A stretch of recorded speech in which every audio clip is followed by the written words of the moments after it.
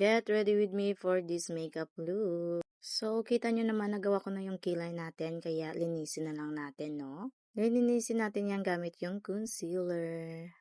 Then, pagkatapos ko linisin ng concealer yung ating kilay is mag-proceed na tayo sa setting spray.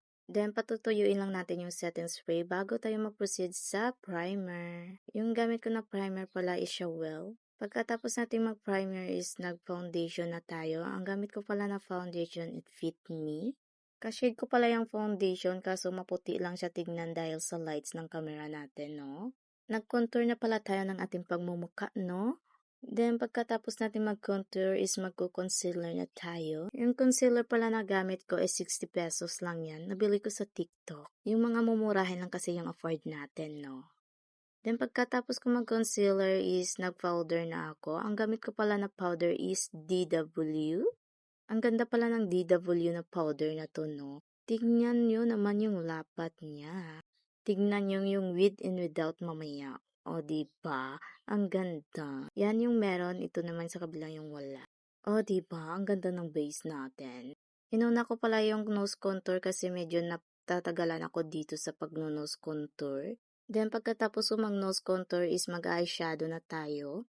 Light brown pala yung inuna natin, no? Papunta sa dark.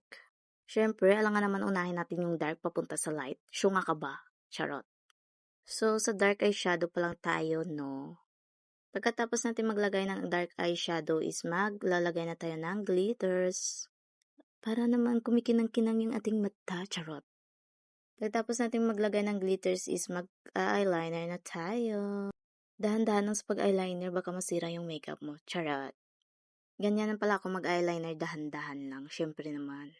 Para naman maganda yung eyeliner natin, no? Kahit eyeliner na lang, charot. Pagkatapos ko mag-eyeliner is naglagay lang ako ng dark eyeshadow sa under eye, charot. Next is magko-contour na tayo ng ating face lock. Pagkatapos ko naman mag-contour ng face lock natin is magba-blush na tayo. Ang gamit ko pala na blush is Pink Plus Palette. Kasi wala tayong powder blush, no? Kulang pa kasi tayo sa gamit. Next step is nilagyan ko lang ng concealer yung labi ko, no? Nakikita nyo naman, di ba? Charot. Then pagkatapos is naglagay lang ako ng light brown eyeshadow para bumalik yung kulay ng labi natin. Then magli-lip liner lang tayo, no? I-shape lang natin yung ating labi. Then pagkatapos is i-blend lang natin yung ating lip liner bago tayo maglalagay ng lip gloss. Yan lang pala yung lip combo natin for today's video, no? Then pagkatapos natin maglagay ng lip gloss is magpo-proceed na tayo sa paglalagay ng highlighter. Then maglalagay tayo ng pilik mata off cam. And this is my final look. O diba? Sino ka dyan? Charot lang. Thank you for watching.